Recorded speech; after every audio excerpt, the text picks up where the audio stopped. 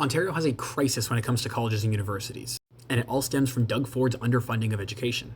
And if Doug Ford has his way, by the end of the decade, Ontario universities will have to educate 100,000 students with no funding from the government. And in the last year alone, we've seen 10,000 faculty and staff laid off from colleges, and 14 universities face a deficit of $400 million.